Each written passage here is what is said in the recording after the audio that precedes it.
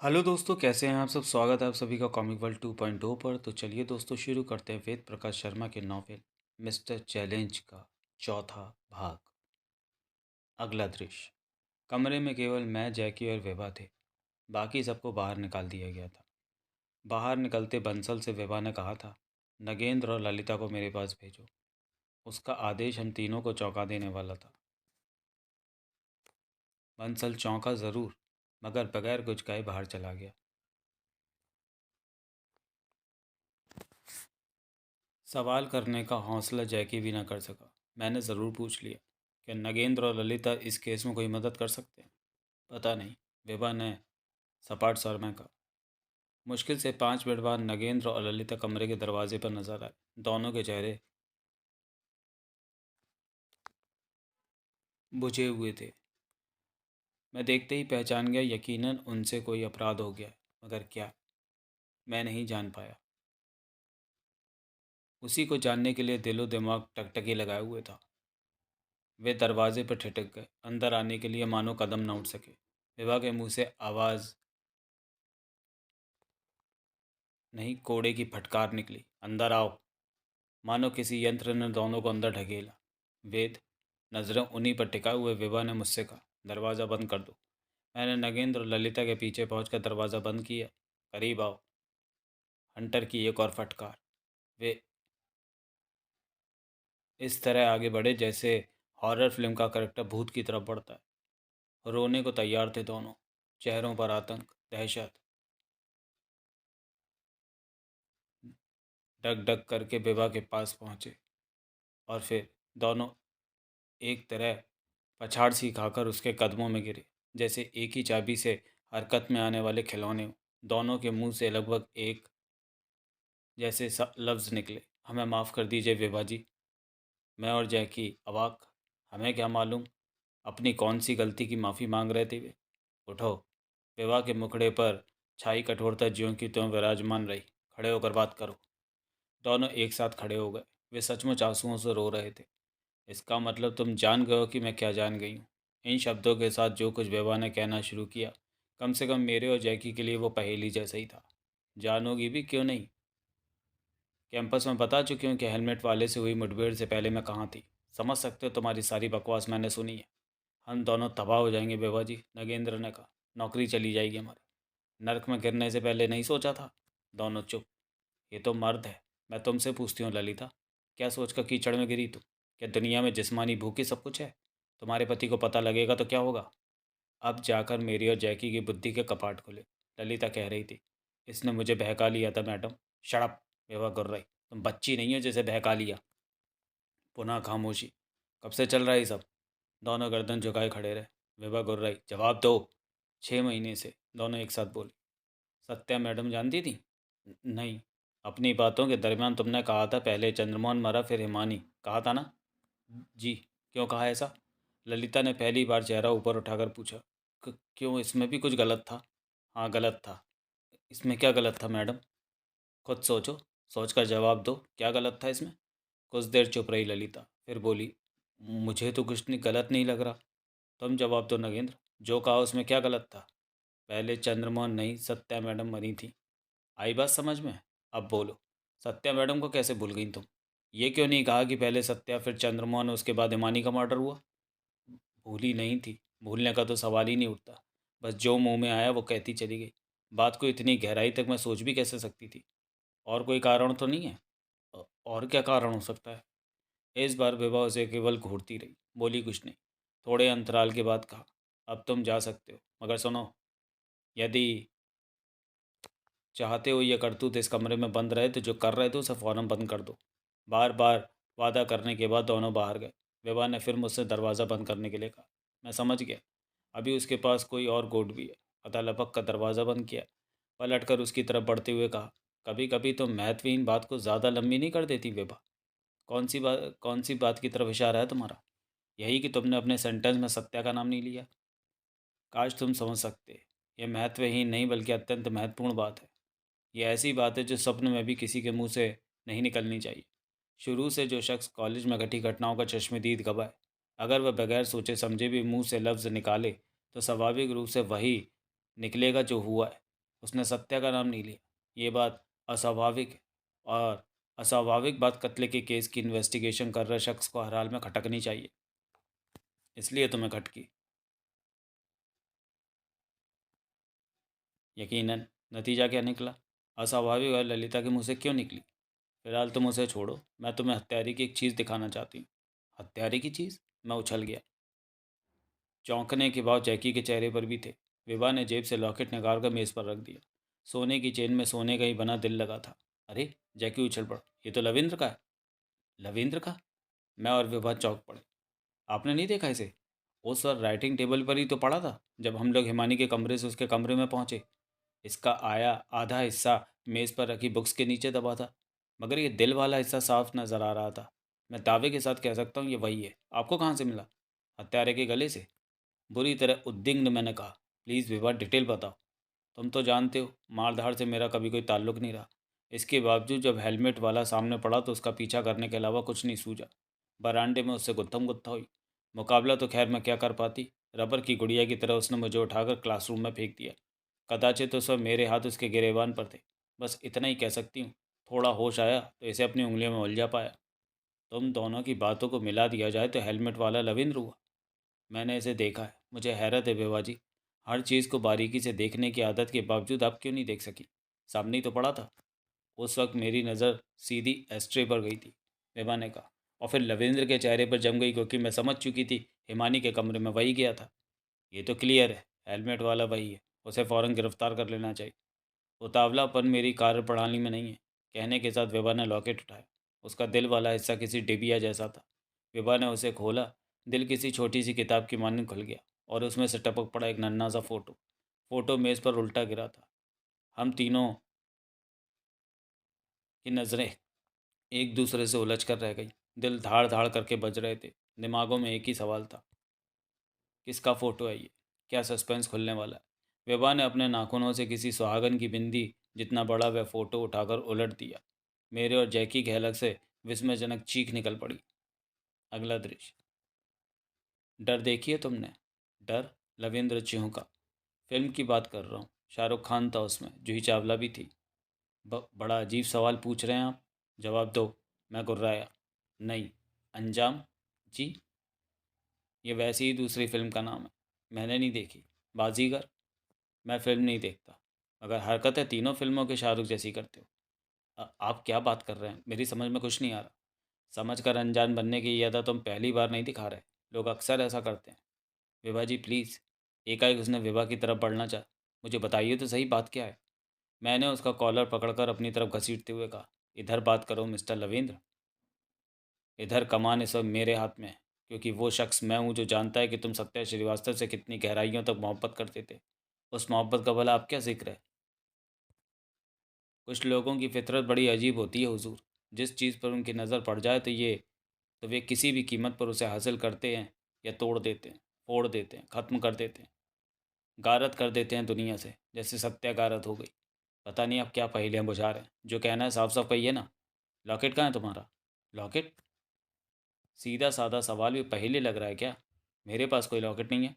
बेशक इस वक्त नहीं है, मगर था। क्या कह रहे हैं आप? मेरे पास कभी कोई लॉकेट नहीं था।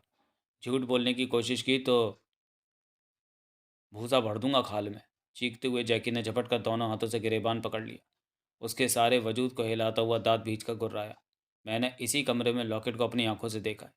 वहाँ मेज़ पर उन बुक्स के नज़दीक था। आधा हिस्सा बुक्स के नीचे था। सॉरी, हिस्सा बुक्स के नीचे था और आधा। क्या बात कर रहे हो इंस्पेक्टर? चेहरे पर आश्चर्य और खौफ के भाव लिए लविंद्र उसका वाक काट कर क्या उठा। मैंने पूरी जिंदगी में कभी कोई लॉकेट नहीं पहना। मारे गुस्से के जैकी मानो पागल हो उठा। दांत किटकिटाकर हाथ छोड़ने वाला था कि विवा ने आगे बढ़कर रोका। मैंने अपनी जेब से लॉकेट निकाला और उसे हवा में उछाल उछाल कर लपकता हुआ बोला, हम पहले से जानते थे। कहना तुम्हें यही था, क्योंकि तुमसे बेहतर कौन जानता है कि गुत्थम गुत्ता के दरमियान लॉकेट विभा के हाथ लग चुका है। क्या बात कर रहे हैं आप? विभा जी, मेरी आपसे गुत्थम गुत्ता कब हुई? जब तुम अल्लाह रखा का मर्डर करके भाग रहे थे। हे भगवान, ये क्या कह रही हैं आप? इस नाटकबाजी से कुछ नहीं होगा मिस्टर लवेंद्र। लॉकेट खुद चीख चीख कर बता रहा है कि मैं लवेंद्र का हूँ। लॉकेट बता रहा है? मैंने लॉकेट का दिल खोला। उसमें बिंदी के बराबर सत्या का फोटो मौजूद था। लवेंद्र आंखें फाड़े उसे देखता रह गया। कमरे में डायरी नहीं नज़र आ रही तुम्हारी? कहाँ है? मैंने जला दी। जला दी? आंखें सिकुड़ गई मेरी। क्यों? ताकि कोई और मेरी खामोश मोहब्बत के बारे में ना जान सके। विभा ने पूछा। ऐसा क्यों चाहते थे तुम? जो मोहब्बत परवान न चढ़ सकी, मैं नहीं चाहता उसका जिक्र भी किसी की ज़ुबान पर आए। कब जलाई? मैंने व्यंग्यपूर्वक पूछा। अल्लाह रखा के मर्डर से पहले या बाद में? आपसे बात होने के तुरंत बाद। मगर लॉकेट को दिल से लगाए घूमते रहे। उफ, कितनी बार कहूँ मिस्टर वेद। लविंद्र चीख पड़ा। लॉकेट मेरा नहीं है। और किसका है? उसका क्यों नहीं हो सकता जिससे सत्या प्यार करती थी? कौन है वो? जैकी ने पूछा। मैं नहीं जानता। जैकी, विभा ने कहा। लविंद्र की बात में दम हो सकता है। क्यों ना एक बार सत्या के कमरे की तलाशी ली जाए? सत्या के मर्डर के बाद मैं ले चुका हूँ। वहाँ से ऐसा कुछ नहीं मिला जिसके बेस पर। फिर भी, विभा ने कहा, मैं खुद एक बार कमरा चेक करना चाहूँगी। चलिए। अगला दृश्य। सत्या के कमरे की तलाशी के दरमियान मैंने कहा, सत्या के प्रेमी का पता लग भी जाए तो हमें क्या फ़ायदा होने वाला है विभा? भला प्यार करने वाला अपनी प्रेमिका को क्यों मारेगा? मेरे ख्याल से हम भटक रहे हैं। सत्या के मर्डर की सबसे मजबूत वजह लविंद्र के पास है। सत्या उसे हासिल नहीं थी, इसलिए उसने। तुम्हारी बात में दम है, उसने कहा। इसके बावजूद वह पता लगाना ज़रूरी है कि सत्या का प्रेमी अगर कोई था तो कौन है। मैंने कुछ कहने के लिए मुंह खोला ही था कि बरामदे में शोर की आवाज़ उभरी। शोर ऐसा था जैसे बाहर मौजूद लोगों ने अनहोना दृश्य देखा। अभी कोई कुछ समझ भी नहीं पाया था कि धाएं धाएं एक साथ दो गोलियां चलने की आवाज़ से वातावरण थर्रा उठा। बाहर से चीख पुकार उभरी। वेबा बिजली किसी गति से दरवाजे की तरफ लपकी। हम उसके पीछे थे। दरवाज़ा खोलते ही देवता कूच कर गए हमारे। दंग रह गए। ठीक सामने, केवल 10 फुट दूर गैलरी में ललिता खड़ी थी। चेहरे पर आग नजर आ रही थी उसके। हाथ में रिवॉल्वर। रिवॉल्वर अपनी कनपट्टी से लगा रखा था। सभी स्टूडेंट्स और प्रोफेसर डरे सहमे उससे दूर खड़े थे। हर एक चेहरे पर खौफ था, आतंक और आश्चर्य। ललिता हिंसक भेड़िए की तरह गुर्राई। किसी ने मेरी तरफ बढ़ने की कोशिश की तो खुद को गोली मार लूंगी। चारों तरफ सन्नाटा छा गया। सभी अवाक थे। ये क्या बेवकूफ़ी है ललिता? विभा चीखी। क्या चाहती हो तुम? बेवकूफ़ी तुम कर रही हो विभा जिंदल। इस कॉलेज में हो रही हत्याओं को तुम नहीं रोक सकती। वापस लौट जाओ। हत्यारे के गिरेबान तक पहुंचना तो दूर, यहाँ हो रही हत्याओं का कारण तक नहीं जान सकती तुम। रहा तुम्हारे दूसरे सवाल का जवाब, तो सुनो। मैं खुद को गोली मारने वाली हूँ। ये क्या पागलपन है ललिता? मैं तुम्हारा राज राज रखने का वचन दे चुकी हूँ। ललिता पागलों की मानंद हंसी। बोली, अब मैं किसी राज को राज रखने की ख्वाहिशमंद नहीं हूँ विभा जिंदल। सुनो, काल खोल कर सुनो सब। नगेंद्र से मेरे नाजायज ताल्लुकात हैं। इसके बच्चे की माँ बनने वाली हूँ मैं। बस। या इसके अलावा भी कुछ कहलवाना चाहती हूँ? मैं, जैकी, विभा और वहाँ मौजूद हर शख्स दंग रह गया। जैकी ने कहा, खुद को क्यों मारना चाहती हो तुम? हत्यारे का ऐसा ही आदेश है। तुम उस आदेश को मानने के लिए मजबूर क्यों हो? चीख कर मैंने पूछा। सोचो राइटर महोदय, सोचो। सुना है कल्पनाएं करने के मामले में मुल्क के नंबर 1 लेखक हो तुम। कल्पना करो, एक शख्स हत्यारे के हुक्म पर अपनी हत्या कैसे कर सकता है? यह पागलपन छोड़ो ललिता। फेंक दो रिवॉल्वर। खुद को हमारे हवाले कर दो। ये वह कहती चली गई। मैं विश्वास दिलाती हूँ हत्यारा तुम्हारा कुछ नहीं बिगाड़ सकता। आत्महत्या पाप है। ठीक कहा तुमने। कोई शख्स जब खुद को गोली मारता है तो उसे आत्महत्या कहते हैं। मगर ये आत्महत्या नहीं है, हत्या है। विभा जिंदल। ऐसी हत्या जो उसी हत्यारे के द्वारा तुम्हारी आंखों के सामने होगी, जिसने सत्या, चंद्रमोहन, हिमानी और अल्लाह रखा को मारा। हाथ मेरे हैं, लेकिन समझ लो गोली वही चलाएगा। बोला, हत्यारे द्वारा की जाने वाली हत्या का ये स्टाइल कैसा लगा तुम्हें? मैंने महसूस किया जैकी का हाथ धीरे धीरे अपने होलस्टर की तरफ बढ़ रहा था। विभा ने ललिता को बातों में उलझाए रखने की गरज से कहा, तुम्हारे शब्दों से जाहिर है कि इस वक्त मुझसे वह कह रही हो जो हत्यारे ने कहने के लिए कहा है। तुम उसके दबाव में हो। फिर कहूँगी ललिता, कोई तुम्हारा कुछ नहीं बिगाड़ सकता। मुझे बताओ वो कौन? हाथ रोक लो इंस्पेक्टर। ललिता गुर्राई। तुम्हें सत्या को होने से नहीं रोक सकते। और इसी को क्यों? अभी तो और हत्याएं होंगी। तुम, विभा जिंदल और ये राइटर, कोई नहीं रोक सकता। जैकी का हाथ जहाँ का तहाँ ठिठक गया। विभा ने कहा, नगेंद्र, तुम समझाओ ललिता को। ये बेवकूफ़ी करने वाली है। ललिता, नगेंद्र ने हिम्मत की, प्लीज़ ऐसा मत करो। ललिता हंसी। ठीक पागल सी लगी। बोली, मरेगा नगेंद्र, तू भी मरेगा। मैं? नगेंद्र सकपका है। मैं भी? मरने से पहले इस कॉलेज में चैलेंज की प्रथा पड़ गई है। और देखो, मैं तुम सबके सामने चैलेंज लिखूंगी। कहने के साथ उसने रिवॉल्वर दाएं हाथ से बाएं हाथ में ट्रांसफ़र किया। दायां हाथ ब्लाउज में डाला। वक्षस्थल से एक चौक निकाला। जहाँ खड़ी थी वहीं बैठ गई वह। बाएं हाथ में दबे रिवॉल्वर को अपनी कनपट्टी से सटाए गुर्राई। याद रखना, किसी ने भी इंस्पेक्टर जैसी होशियारी दिखाने की कोशिश की तो वक्त से पहले खुद को गोली मार लूंगी मैं। सभी हकबकाए से खड़े थे। उसने विभा, जैकी और मुझ पर नजरें गड़ाए रखकर चौक से फर्श पर लिखा सी, फिर एच लिखा। पीछे मौजूद राजेश ने बिल्ली की माने दबे पांव उसकी तरफ बढ़ना शुरू किया। ललिता ने ए लिखा। सब जानते थे वे क्या लिखना चाहती है, सभी हैरान। राजेश को उसकी तरफ बढ़ते देख सबकी धड़कनें रुक गई थी। अभी ललिता ने पहला एल लिखा था कि राजेश ने झपट कर उससे दबोच लिया। ललिता झटपट आई। राजेश का एक हाथ उसकी रिवॉल्वर वाली कलाई पर था। उसकी मदद के लिए विभा और जैकी ने जंप लगाई, मगर धाए! ललिता के हाथ में दबे रिवॉल्वर ने शोला उगला। सभी कोशिशों पर पानी फेरता ललिता की कनपटी चीर गया वह। ललिता की चीख के साथ वातावरण में अनेक चीखें उभरी। उस एक पल के लिए जो जहाँ था वहीं ठिठक कर रह गया। ललिता की गर्दन लुढ़क चुकी थी। रिवॉल्वर हाथ से निकलकर फर्श पर गिर गया। लाश राजेश की बाहों में झूलती रह गई। खून के छींटे खुद इसके चेहरे पर भी पड़े थे। गर्म खून धल धल करके बह चला। जैकी और विभा की मदद से राजेश ने लाश को फर्श पर लिटाया। बहुत देर तक ऐसा सन्नाटा छाया रहा जैसे किसी के मुंह में जुबान ना हो। हद हो गई। अंततः बंसल के उठा। कैसा हत्यारा है ये, जो लोगों को खुद पर गोली चलाने के लिए मजबूर कर देता है? क्यों पीछे पड़ गया इस कॉलेज के? हम सब ने क्या बिगाड़ा था उसका? विभा सहित किसी पर जवाब न बन पड़ा। बंसल ने कहा, मिस्टर वेद, आपने बड़े कसीदे पढ़े थे विभा जिंदल की तारीफ में। कहा था इनके आते ही न सिर्फ हत्याओं का सिलसिला रुक जाएगा बल्कि हत्यारा पकड़ा भी जाएगा। 24 घंटे नहीं गुजरे अभी, हिमानी, अल्लाह रखा और ललिता तीनों मारे गए। क्या कर लिया विभा जी ने? किसी इन्वेस्टिगेटर के पास अलादीन का चिराग नहीं होता बंसल साहब की वह घिसे और हत्यारा गुलाम की तरह सामने आकर खड़ा हो जाए। मैंने जो कहा वही कहने के लिए बाध्य था। यकीन रखें, विभा से बेहतर इस केस की इन्वेस्टिगेशन कोई नहीं कर सकता। राजेश उत्तेजित हो उठा। हत्यारा चैलेंज देकर सबकी आंखों के सामने मर्डर कर, इसी मर्डर को लो। कितनी अनोखी बात है। हत्यारे का शिकार खुद हत्यारे के शब्द कहता खुद को गोली मार लेता है। पहले कभी ऐसा ना देखा गया ना सुना गया। पता नहीं कौन सा जादू है उस पर। फिलहाल उसी जादू के बारे में मालूम करना है, विभा ने कहा। आखिर उसने ललिता को इतना मजबूर कैसे कर दिया कि इसने ना सिर्फ हर वह लफ्ज़ बोला जो हत्यारा कहलवाना चाहता था, बल्कि सबके रोकते रोकते खुद को गोली मार ली। कौन कह सकता है उसने ये चमत्कार कैसे दिखाया? जैकी बुदबुदा उठा। एकाएक विभा ने मुझसे पूछा, वेद, ललिता की एक बेटी थी ना? चिन्नी, मेरे मुंह से निकला। कहाँ है वो? अगला दृश्य। चिन्नी ललिता के रूम में नहीं थी। सभी स्टूडेंट्स और प्रोफेसर उसे कॉलेज में तलाश करते फिर रहे थे। किसी को नहीं मिली। अंततः बंसल के बंगले का चौकीदार कैंपस में आया। उसने कहा, सर, लेडीज़ वार्डन की बेटी हमारे बंगले में। उस समय मैं बंसल के साथ था। सुनकर उछल पड़ा। पेट्रोल पर दौड़ने वाली आग के समान खबर सबके कानों तक पहुंच गई। लपकते चपकते सब बंसल के कमरे में पहुंचे। चिन्नी बेहोश थी। बंसल की पत्नी अर्थात निर्मला उसे होश में लाने का प्रयत्न कर रही थी। बंसल के साथ हम सबको अंदर दाखिल होता देखकर वह उठ खड़ी हुई। बेड पर एक तरह रेशम की मजबूत डोरी पड़ी थी। चिन्नी रंग बिरंगा फ्रॉक पहनी हुई थी, जिसमें मैंने उसे पहली बार देखा था। बंसल ने पूछा, यहाँ कैसे पहुँच गई है? जवाब चौकीदार ने दिया, हमने कैंपस की तरफ से गोलियां चलने की आवाज़ सुनी सर, लेकिन आपने कह ही रखा है उधर चाहे जो होता रहे हमें यहाँ से नहीं हिलना है। वही किया।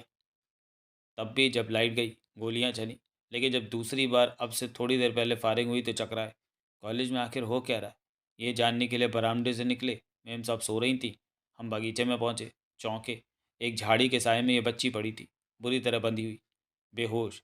मेरा जी चाहा कैंपस में जाकर सबको खबर दूँ। फिर सोचा आपने बंगले के आसपास से हिलने से मना किया, सो इसे उठाकर अंदर ले आए। मेम साहब को जगाया। इसे देखते ही मेम साहब क्या उठी, ये तो चिन्नी है, वार्डन की बेटी। जल्दी कैंपस में जाकर अपने साहब को खबर कर। हम दौड़े दौड़े आपके पास पहुंचे। तब से मैं इसे होश में लाने की कोशिश कर रही हूँ, निर्मला ने बताया। कमाल की बात है, जैकी ने कहा। कैंपस में इतनी गोलियां चली, आप सोती रहीं? मुझे अनिद्रा की बीमारी है, नींद की गोलियां लेकर सोती हूँ। मैं तो तब उठी जब चौकीदार ने दरवाजे को तोड़ डालने वाले अंदाज से बड़बड़ाया। चिन्नी के चेहरे पर बार बार पानी के छींटे मारकर अंततः होश में लाया गया। होश में आती वो रोने लगी। बार बार अपनी मम्मी को पूछने लगी। बहला भुरा फुसलाकर सवाल किए तो वह कहानी सामने आई जिसकी आशंका थी। उसने बताया, मुझे एक हेलमेट वाले ने पकड़ लिया था। जैसे ही मम्मी कमरे में आई, उसने मेरे सिर पर रिवॉल्वर रखकर कहा, चीखने या चिल्लाने की कोशिश की तो इसे मार डालूंगा। मम्मी डर गई। बोली, तुम हत्यारे हो ना, मुझसे क्या चाहते हो? हेलमेट वाले ने कहा, तेरे हाथों से तेरा मर्डर। मम्मी ने कहा, मैं समझी नहीं। वो बोला, समझाता हूँ। और तब भी उसने बहुत ज़ोर से अपना रिवॉल्वर मेरे सिर पर मारा। मेरे मुंह से चीख निकली, मगर उसका दूसरा हाथ मेरे मुंह पर था। उसके बाद मुझे कुछ पता नहीं कि क्या हुआ। सब समझ रहे थे कि क्या हुआ होगा।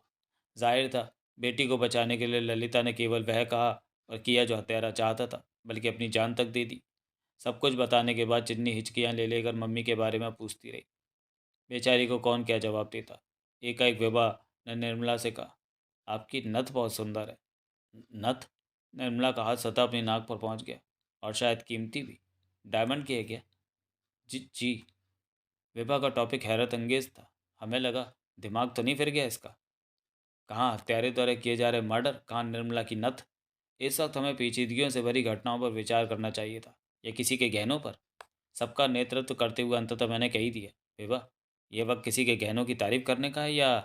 प्लीज़ वेद, मुझे अपना काम करने दो। ये शब्द विभा ने ऐसे अंदाज में कहे कि मैं कोई कुछ नहीं बोल सका। जबकि विभा ने निर्मला की तरफ पलटते हुए कहा, कब खरीदी? मैरिज एनिवर्सरी पर इन्होंने प्रेजेंट की थी। उसने बंसल की तरफ इशारा किया। विभा बंसल की तरफ घूमी। आंखें उसके चेहरे पर गड़ा दी उसने। हकबकाकर बंसल को पूछना पड़ा, पत्नी को प्रेजेंट देना गुनाह है क्या? कोई गुनाह नहीं है। कहने के साथ एकाएक विभा मुस्कुराकर बोली, मैं आपके कमरे की तलाशी लेना चाहती हूँ। तलाशी? बंसल उछल पड़ा। क्यों? बताऊंगी, लेकिन तलाशी के बाद। मगर ऑब्जेक्शन हो तो बताइए। बंसल अकला उठा। मुझे क्या ऑब्जेक्शन हो सकता है? किसी की समझ में कुछ नहीं आ रहा था। मैं भी सब में शामिल था, मगर तलाशी में जुट गया। जैकी ने भी सामान को इधर उधर करना शुरू कर दिया। बंसल और निर्मला सहित सब हकबकाई से खड़े थे। विभा एक तिजोरी पर टिटकी और वार्डरोब पर रखी थी। लगभग वैसी ही थी जैसे सर्राफों के यहाँ होती है। निर्मला से पूछा, इसकी चाबी? इन्हीं के पास रहती है, मैं इसे हाथ नहीं लगाती। क्यों? मैंने मना कर रखा है, बंसल ने कहा। वजह? निर्मला बोली, इसमें यह कॉलेज से संबंधित ज़रूरी कागजात रखते हैं। ऐसा आपने कहा होगा इनसे? विभा ने बंसल से पूछा। हाँ। क्या यह सच है? बंसल लचकचाया। जवाब न दे सका वह। मैं और जैकी अपना काम भूलकर उनकी तरफ देखने लगे थे। विभा, बंसल और निर्मला के बीच संवाद ही कुछ ऐसे थे कि सभी को गड़बड़ नजर आने लगी। कुछ चुप रहने के बाद विभा ने एक एक शब्द पर जोर डालते हुए कहा, आपने जवाब नहीं दिया बंसल साहब, क्या यह सच है? कॉलेज से संबंधित कागजात ही हैं इसमें? मेरी समझ में नहीं आ रहा, इस सब का हत्याओं से क्या संबंध? मुझे चाबी चाहिए। विभा जी प्लीज़। बंसल गिड़गिड़ा उठा। रहने दीजिए। कारण? बाद में बता दूंगा। बात से क्या मतलब? राजेश भड़क उठा। यानी हम ही लोगों से छुपाया जाएगा सब कुछ? हम ऐसा हरगिज़ नहीं होने देंगे। क्यों दोस्तों, क्या कहते हो? हमारे दोस्तों के मर्डर हो रहे हैं, हमारी मैडम मारी गई हैं। एकाएक कई स्टूडेंट भड़क उठे। जिसे प्रिंसिपल साहब छुपाना चाहते हैं, उसे देखने का सबसे पहला हक हमारा है। आगे बढ़ो, रणवीर चीखा। तोड़ दो तिजोरी को। हुज्जुम बाढ़ग्रस्त नदी वाले अंदाज में आगे बढ़ा। विभा जी प्लीज़ रोकिए इन्हें, बंसल ने कहा। ये युवा शक्ति है बंसल साहब। एक हद के बाद इसे इसे नहीं रोका जा सकता। ये देश के वे पागल बेटे हैं जो प्रधानमंत्री के एक गलत फैसले के जवाब में खुद को जलाकर खाक कर देने पर आमादा हो जाते हैं। इन्हें रोकना मेरे नहीं, आपके हाथ में है। चाबी दीजिए, वे रुक जाएंगे। प्लीज़ इनके सामने रहने दीजिए। आखिर ऐसा क्या है तिजोरी में जिसे आप छुपाना चाहते हैं? उत्कंठा का मारा मैं चीख पड़ा। राजेश, आगे बढ़ो, तोड़ दो तिजोरी को। राजेश लपकने ही वाला था, जैकी ने उसे रोकते हुए कहा, बंसल साहब को आखिरी मौका दिया जाना चाहिए। कहने के बाद वह बंसल की तरफ पलट कर बोला, चाबी दे रहे हैं या नहीं? बंसल के चेहरे पर ऐसे आप भाव उभरे जैसे बदन से कपड़े नोचने का प्रयास किया जा रहा हो। दायां हाथ हिला। गाउन और शर्ट को पार करके बनियान की जेब में पहुंचा। वापस आया तो उसमें चाबी थी। चाबी उसने विभा की तरफ इस तरह बढ़ाई जैसे जान निकाल कर दे रहा हो। विभा तिजोरी की तरफ बढ़ी। सबके दिल धाड़ धाड़ करके बज रहे थे। ऐसा केवल बंसल के व्यवहार के कारण था। विभा ने चाबी घुमाई। हैंडल गिराया। दरवाज़ा खुला। उसमें 5-5 सौ के नोटों की गड्डियाँ पड़ी नजर आईं। सबके चेहरों पर खोदा पाड़ निकली चुईया वाले भाव उभरे। विभा ने 2 गड्डियाँ उठाई। कहा, यह आपके कितने दिनों की तनख्वाह है? यकीन मानिए विभा जी, ये किसी फंड से बचाया गया पैसा नहीं है। ये तो केवल वे है जो विभिन्न टेंडर्स के पास होने पर ठेके द्वारा दिया ही दिया जाता है। ओह दीपा क्या उठी। प्रिंसिपल साहब कमीशन खो रहे हैं। कमीशन खाना अब अपराध कहाँ है? राजेश व्यंग कर उठा। रक्षा सौदों तक में कमीशन खाया जाता है। मंत्रियों के घर से सूटकेस बरामद होते हैं। प्रिंसिपल साहब ने 1 लाख 2 लाख खा लिए तो कौन सा इनका हाजमा बिगड़ गया? बंसल सिर झुकाए खड़ा रहा।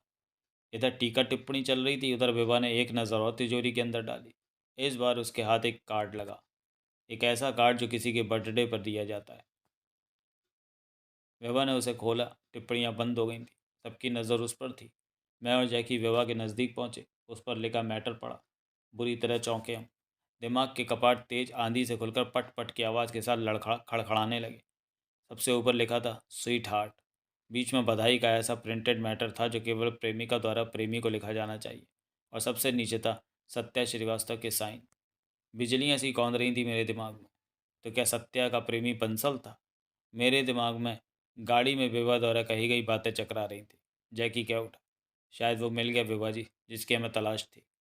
क्या बात कर रहे हैं आप? बंसल लपक कर हमारे नज़दीक आता हुआ बोला। क्या है ये? विभा ने कार्ड उसे पकड़ा दिया। बंसल ने देखा। बुरी तरह चौंकता नजर आया वो। लगभग चीख पड़ा। ये क्या बकवास है? ये कार्ड मेरी तिजोरी में कहाँ से आया? Very good. जैकी क्या उठा। तिजोरी आपकी, चाबी आपके पास, और जवाब हमें देना है। मगर मैं कसम खाकर कहता हूँ, मुझे कार्ड के बारे में कुछ नहीं पता। नहीं जानता इसे तिजोरी में किसने रखा है। मैं तो रुपयों की वजह से चाबी देने से इनकार कर रहा था। सभी स्टूडेंट्स और प्रोफेसर को कार्ड के बारे में पता लग गया। चारों तरफ सन्नाटा छा गया। सभी अवाक रह गए थे। ज़रूर कोई घोटाला है। अचानक राजेश पूरी ताकत के साथ चीख पड़ा। हमारी सत्या मैडम हरगिज़ हरगिज़ ऐसी नहीं हो सकती। प्यार करना गुनाह नहीं। हम नहीं कहते सत्या मैडम प्यार नहीं करती होंगी, परंतु प्रिंसिपल साहब से हरगिज़ नहीं। शादीशुदा आदमी से मोहब्बत करने वाला चरित्र नहीं था उनका। सभी स्टूडेंट ने समवेत स्वर में उसका समर्थन किया। एरिक बोला, इस संबंध में तो हम भी यही कहेंगे। सत्या के संबंध में ऐसा विचार नहीं किया जा सकता। विद्यालय में एक वही तो थी जिसके सिद्धांतों के कारण विद्यालय विद्यालय था। मैं भी यही कहूँगा कहूँगा विभा जी, रविंद्र ने कहा। हम सब बंसल साहब और सत्या के संबंधों के चश्मे-दीद गंवाए। कभी एक सेकंड के लिए भी नहीं पटी दोनों में। हमेशा 36 का आंकड़ा रहता था। नहीं, वो शख्स बंसल नहीं हो सकता जिसका जिक्र सत्या ने मुझसे किया था। विभा ने गंभीर स्वर में कहा। आप सबकी भावनाएं अपनी जगह है और उनकी मैं कद्र करती हूँ, परंतु सबूत जो बोलेंगे वो हमें कहना ही पड़ेगा। और फिर यहाँ किसी के करेक्टर पर लांछन नहीं लगाया जा रहा। केवल वे बातें डिस्कस की जा रही हैं जो हो सकती हैं। अगर इसमें आपकी भावनाएं आहत होती हैं तो बाहर जा सकते हैं। हमें अकेले में डिस्कस करना होगा। एक पल के लिए सन्नाटा छा गया कमरे में। फिर दीपा ने कहा, सॉरी विभा जी, आप डिस्कस जारी रखें। विभा ने बंसल की तरफ घूमकर सवाल किया, अगर आप इस रकम को अपनी पत्नी से छुपा कर रखते थे मिस्टर बंसल, तो खर्च कहाँ करते थे? किसी अन्य बहाने से निर्मला को दे देते थे, या सत्या पर खर्च होती थी? कैसी बात कर रही हैं आप? भला हम मैं कोई बात बगैर बेस के नहीं कहती बंसल साहब। इस बार विभा उसकी बात काट कर कठोर सर सर में कहती चली गई।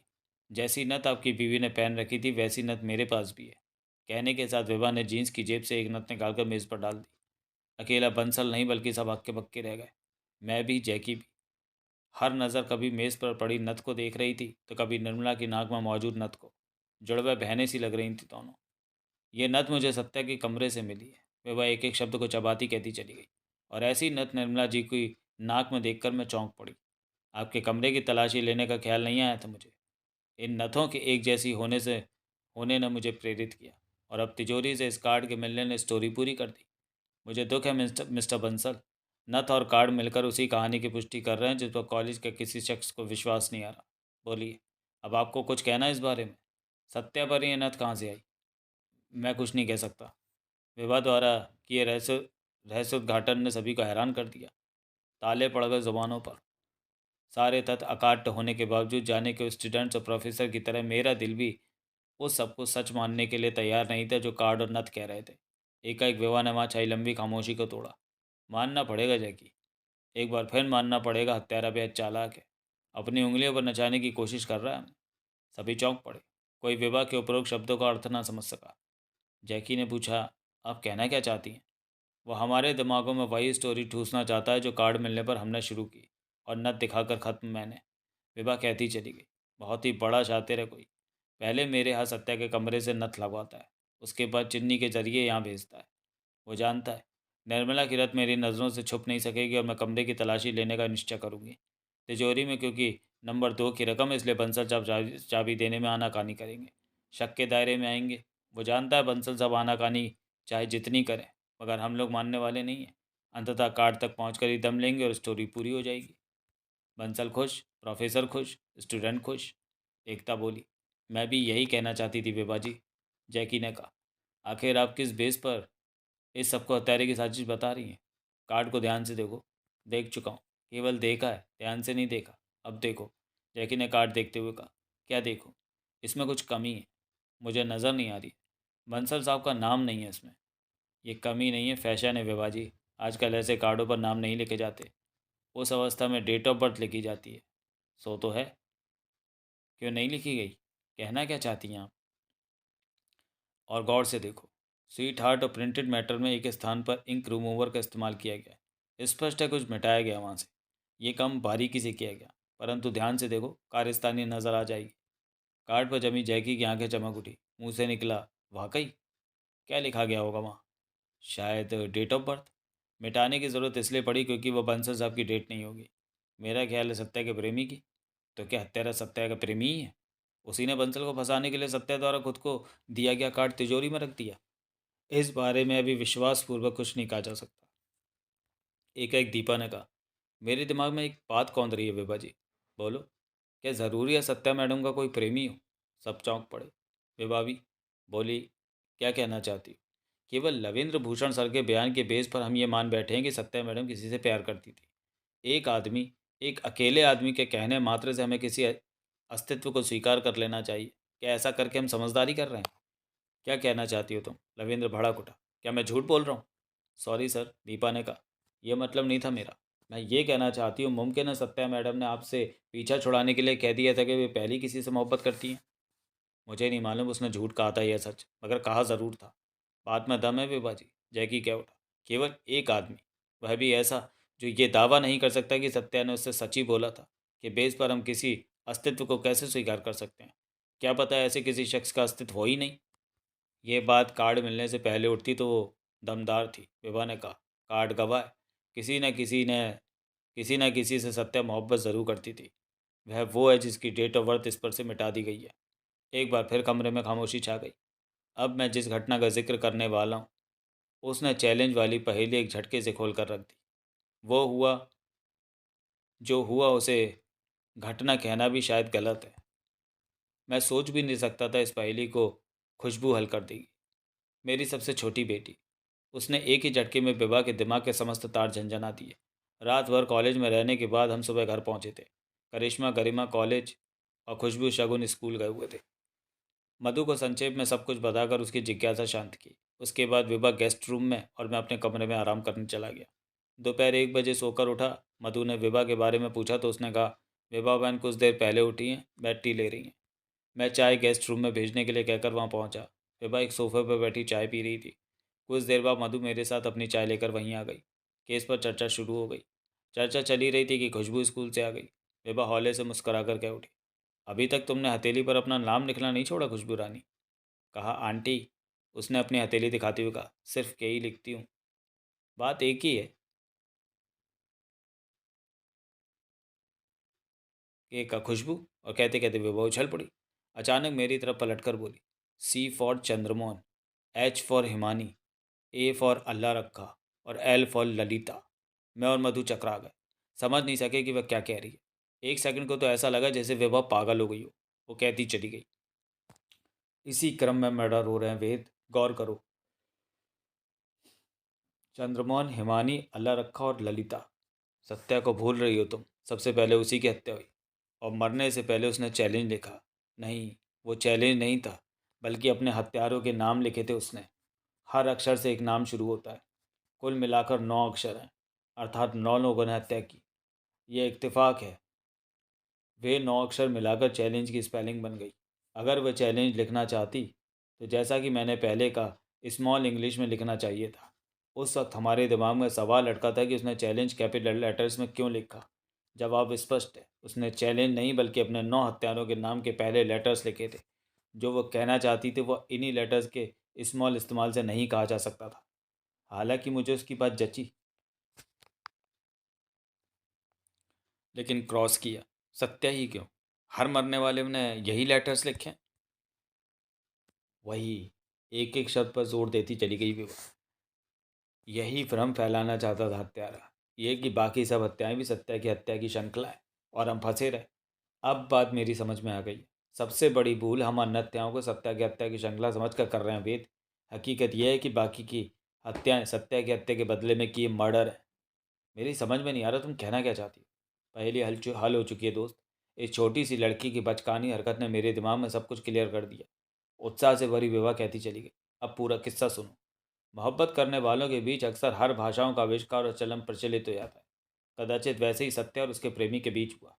यकीनन वे एक दूसरे को लेटर लिखने या किसी भी मैसेज का आदान प्रदान करने के लिए अंग्रेजी के किसी नाउन को पूरा लिखने की जगह शब्द का पहला अक्षर लिखने लगे थे। हालांकि सत्या के मर्डर की वजह अभी अज्ञात है, परंतु ये तय है जो वो लिख गई है वो हम सबके लिए भले ही पहेली थी, परंतु उसके प्रेमी के लिए पहेली नहीं थी। वह उन अक्षरों को देखते ही समझ गया सत्या के हत्यारे कौन है। बस उसने रिवेंज लेना शुरू कर दिया। पहले सी मरा, फिर एच, रात को आई और एल। इस हिसाब से अभी 5 और कत्ल होंगे, और ये 5 कत्ल वे होंगे जिनके नाम LENGE से शुरू होते हैं। यानी तुम श्योर हो हत्यारा सत्ता का प्रेमी है, और उसका अगला शिकार वह है जिसका नाम एल से शुरू होता है। वो तो लविंद्र भी हो सकता है। मैंने कहा, ऐसे लोग कॉलेज में और होंगे जिनके नाम एल से शुरू होते हो। लेकिन विवाह, भला 9 लोग मिलकर सत्या की हत्या क्यों करेंगे? चंद्रमोहन, हिमानी और ललिता के बारे में तो मैं कुछ नहीं कह सकता, लेकिन अल्लाह रखा हूँ उन स्टूडेंट में से था जो सत्या को बहुत पसंद करते थे। मुझे नहीं लगता वह सत्या की हत्या में शामिल होगा। क्योंकि अभी कारण अज्ञात है, इसलिए दावे के साथ कुछ नहीं कहा जा सकता। विवाह कहती चली गई, हत्यारे का अगला शिकार एल है, और इस अक्षर से शुरू होने वाले जिस शख्स को हम जानते हैं वो लविंद्र है। लविंद्र के मन में सत्या के लिए जो भावनाएं थी उनसे तुम वाकिफ हो। उनकी रोशनी में क्या हम कल्पना कर सकते हैं कि लविंद्र सत्या के हत्यारों में शामिल होगा? अगर वह डर, बाजीगर और अंजाम का शाहरुख खान नहीं है तो हरगिज नहीं। मैंने कहा, हाँ, पहेली की हल्की रोशनी में इस बात को दूसरे एंगल से देखा जा सकता है। दूसरा एंगल? यदि उसे पता लग जाए कि फला फला 9 व्यक्ति सत्या के कातिल हैं, जो एक एक को चुन चुन कर मार डालेगा, वो जैसा कि हत्यारा कर रहा है। मतलब मैं चौंक पड़ा। तुम्हारे ही शब्दों को आगे बढ़ाया मैंने। बाकी लोगों का हत्यारा लविंद्र भी हो सकता है।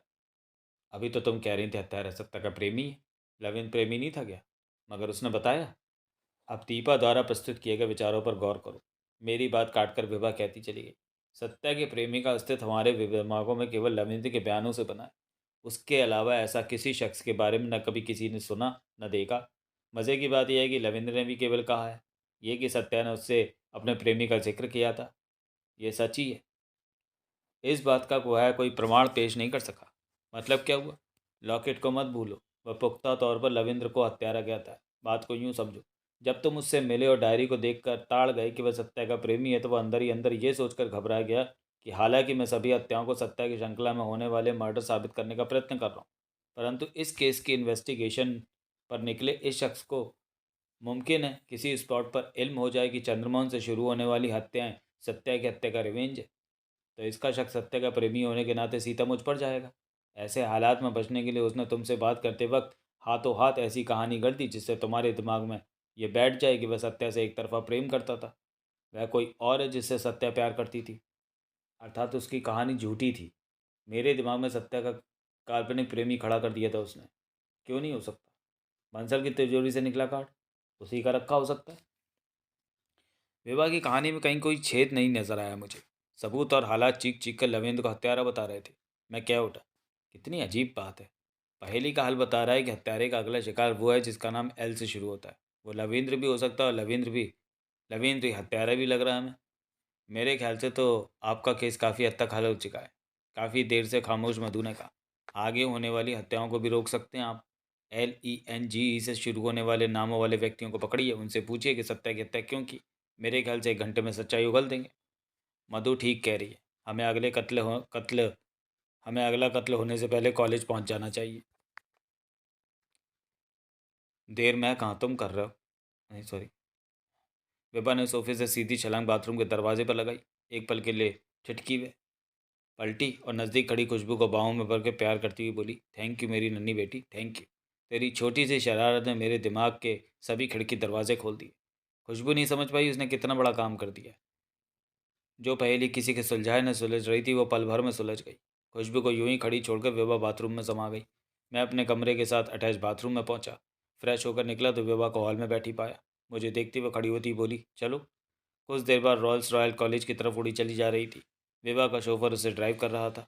हम पिछली सीट पर बैठे थे। विभा कह रही थी, अभी हम पहेली का हल किसी को नहीं बताएंगे। यह रहस्य उद्घाटन मैं खुद करूंगी, तब जब मुनासिब मौका देखूंगी। मेरी तरह शायद उसे भी गुमान न था कि कॉलेज में दिमाग को चकरा देने वाली एक और दुर्घटना इंतजार कर रही है। अगला दृश्य, राजेश, एकता, रणवीर और रवीना आदि का पीरियड केमिस्ट्री के प्रैक्टिकल का था। पढ़ाई तो खैर कहीं कुछ नहीं हो रही थी। पीरियड्स की औपचारिकता सी निभाई जा रही थी। सब जगह एक ही चर्चा थी, अगला नंबर किसका है। कुछ ऐसी ही बातें करते राजेश आदि केमिस्ट्री लैब में पहुंचे। लैब खाली पड़ी थी। जाने क्यों वहाँ का वातावरण रहस्यमय सा लगा। अन्य स्टूडेंट्स भी लैब में आ चुके थे। प्रैक्टिकल डेस्कों पर अनेक केमिकल्स रखे थे। हालांकि स्वाभाविक रूप से लैब में उनकी गंध फैली रहती थी, परंतु इस वक्त स्टूडेंट्स एक ऐसी गंध भी महसूस कर रहे थे जैसे पहले कभी नहीं की थी। अजीब सी घुटन थी उस गंध में। कहाँ गए लवीन सर? एक स्टूडेंट के मुंह से वह सवाल निकला जो सबके दिमाग में था। दूसरे ने कहा, वे तो हम लोगों से पहले यहाँ पहुँच जाते थे। कोई कुछ नहीं बोला। राजेश ने ऊंची आवाज़ में पुकारा, आप कहाँ हैं सर? किसी तरफ से कोई जवाब नहीं उभरा। लगभग सभी स्टूडेंट्स बार बार लविंद्र को पुकारने लगे। और फिर कुछ देर बाद चौंकती हुई दीपा ने कहा, धुआं? राजेश, ये धुआं कैसा? सभी उसकी तरफ मुखातिब हुए, बल्कि चारों दिशाओं से लपक कर नज़दीक आए और जो दीपा दिखाना चाहती थी उसे देखकर दंग रह गए। वो लेबोरेटरी के अंदर बना टीचर्स रूम था। रूम का दरवाज़ा बाहर से बंद था। फर्श और दरवाजे के बीच वाली दरार से निकलता धुआं साफ नजर आ रहा था। हैरानी का कारण वह धुआं ही था। अंदर शायद आग लग गई है, श्वेता के मुंह से निकला। रणवीर ने झपट कर दरवाज़ा खोला। कमरा धुएं से भरा था। बदबूदार धुएं का भपका बाहर निकला तो चीखते स्टूडेंट्स पीछे हट गए। हालांकि धुआं बहुत गाढ़ा नहीं था, परंतु इतना ज़्यादा ज़रूर था कि पहली नज़र में कुछ नज़र नहीं आया। न आग, न वह स्रोत जहाँ से धुआं निकल रहा था। कुछ स्टूडेंट्स डर गए थे, कुछ सहमे हुए थे। अनिष्ट की आशंका से तो लगभग सभी ग्रस्त हो चुके थे। माहौल ही ऐसा था कि ज़रा सी घटना सबके दिलो दिमाग को हिला डालती थी। धुआं लैब में आया तो कमरे का दृश्य धुंधला सा नजर आने लगा। राजेश और उसके साथी हिम्मत करके अंदर घुसे और उसके बाद तो चीखों का बाजार गर्म हो उठा। लाश लाश चिल्लाते हुए कई स्टूडेंट्स कमरे से कूदकर लैब में आए। लैब में मौजूद स्टूडेंट्स यही शब्द चीखते बाहर की तरफ दौड़े। सारा कॉलेज लैब और उसके बाहर इकट्ठा हो चुका था। हम कमरे में थे और हमारे सामने थी लविंद्र भूषण की लाश। उसे लविंद्र भूषण की लाश कपड़ों के कारण कह सकते थे। कपड़े भी वे जो जल और गल जाने के कारण पूरी तरह जर्जर हो चुके थे। चेहरा पूरी तरह बेबस, विकृत और डरावना हो चुका था। चेहरा ही क्यों, समूचा जिस्म चेहरा ही क्यों, समूचा जिस्म जल गया था उसका। और वह सब आग में नहीं जला था। लाश एक मेज़ पर पड़ी थी। पड़ी क्या थी, मेज़ पर बकायदा बांधा गया था उसे, रेशम की ठीक वैसी ही मजबूत डोरी से जैसे कि चीनी को बांधा गया था। इस वक्त वह डोरी भी कई जगह से जल और गल जाने के कारण टूट गई थी। लाश का मुंह खोला हुआ था। उसमें ठूसी ढेर सारी रुई में से इस वक्त धुआं निकल रहा था। मेज के नीचे प्लास्टिक का एक खाली मग तथा दो बोतलें लुढ़की पड़ी थीं। एक बोतल पर चिपके लेबल पर सल्फ्यूरिक एसिड लिखा था, दूसरी पर नाइट्रिक एसिड। मेरी खोपड़ी ये सोच सोच कर फटी जा रही थी कि जिस केस को घर से चलते वक्त हम लगभग हल हुआ समझ रहे थे, उसमें यह नया मोड़ आने पर आखिर हम खड़े कहाँ हैं। हालांकि मर्डर विवाह द्वारा व्यक्त की गई संभावना के मुताबिक एल से शुरू होने वाले नाम के व्यक्ति का हुआ था, परंतु वह शख्स भी तो यही था जिसे मैं हत्यारा मान चुका था। मेरे दिमाग में अनेक सवाल रेंग रहे थे। खुलकर विवाह से इसलिए बात नहीं कर सकता था क्योंकि उसने किसी के सामने पहेली कहल की चर्चा करने से इनकार किया था। हत्यारे के हौसले बुलंद होते जा रहे हैं। मेज की परिक्रमा सी करती विभा क्या उठी। ये मर्डर उसने बगैर किसी जल्दबाजी के तसल्ली से किया, जैसे जानता उसकी कार्रवाई के दरमियान कोई आने वाला नहीं है। उसने चीखने चिल्लाने का मौका दिए बगैर लविंद्र को पकड़ा, मुंह में रुई ठूसी, रेशम की डोरी की मदद से मेज़ पर बांधा, लैब से सल्फ्यूरिक एसिड और नाइट्रिक एसिड की बोतलें लाया, दोनों को मग्गे में डालकर अम्लराज तैयार किया और इसके सारे जिस्म पर डालकर कमरा बाहर से बंद करने के बाद निकल गया। हौसले बुलंद क्यों नहीं होंगे हत्यारे के? रोक कौन पा रहा है उसे? बंसल ने एक दीवार की तरफ इशारा किया। ये देखिए, मरने से पूर्व लविंद्र ने भी चैलेंज लिखा है। इस पहेली तक को सुलझा नहीं सका कोई। मेरा जी चाहा चीख चीख कर बताऊं, वह पहेली को हल कर चुकी है।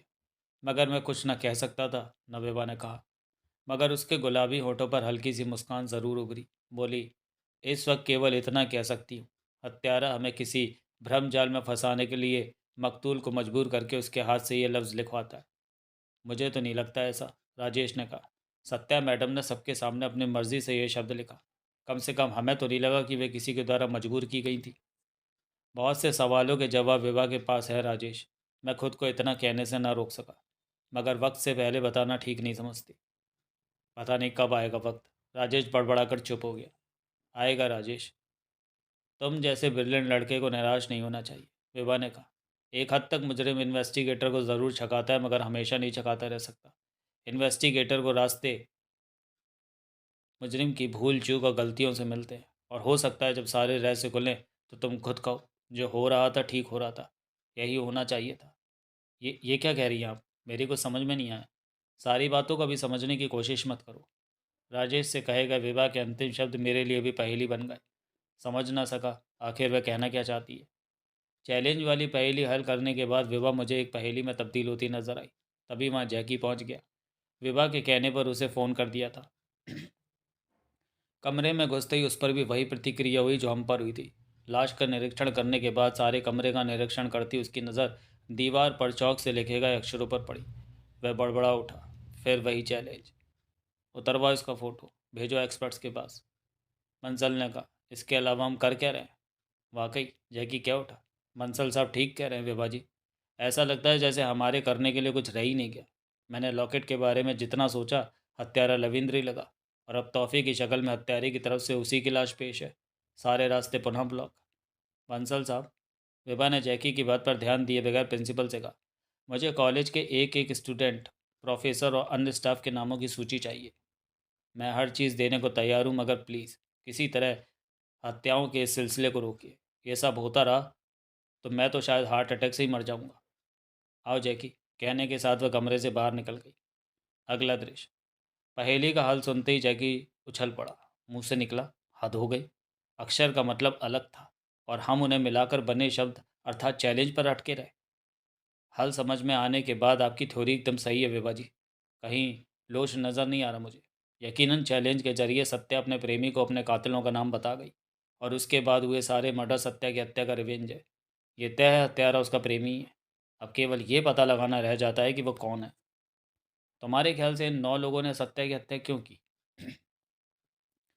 आप शायद चंद्रमोहन की जेब से बरामद खून सने पेपर को भूल रही हैं। उस वक्त भी मेरी धारणा यही बनी थी कि उसकी हत्या का कारण वही था, और अब तो वह धारणा मजबूत होती जा रही है। यकीनन इन 9 लोगों का रैकेट पेपर आउट कर रहा था। सत्या ने उन्हें पकड़ लिया, इसी वजह से मारी गई।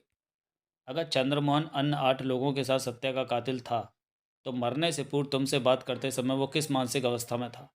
क्या वह सचमुच अपने साथियों को पकड़वाने के फेर में था, अथवा तुम्हें धोखा देना चाहता था? मुझे आश्चर्य।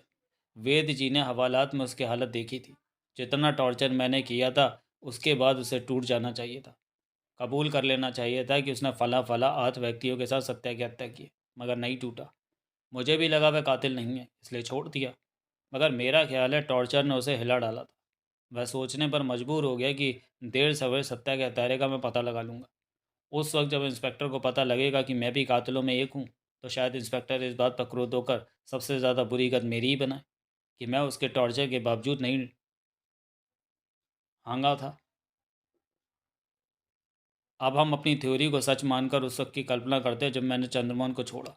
उससे पहले उसके 8 साथियों के दिलो दिमाग ये सोच सोच कर काँप रहे होंगे कि हवालात में चंद्रमोहन टूट गया और हकीकत बता दी तो क्या होगा।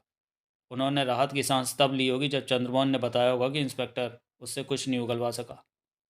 इधर चंद्रमोहन के दिमाग में खुद को बचाने का द्वंद्व चल रहा होगा, और फिर उसने खुद को बचाने की तरकीब निकाल ली। मारे जाने से पूर्व मेरे ख्याल से वह उसी तरकीब पर अमल कर रहा था। मतलब उसने वह पेपर हासिल किया जो मरते वक्त सत्या की मुट्ठी में था। उसे मुझे सौंपकर शायद वह ये कहने वाला था कि इसकी खातिर फला फला 8 लोगों ने सत्या की हत्या की। मैंने कहा, वे आठों पकड़े जाने पर बताते कि चंद्रमोहन भी उनका साथी है।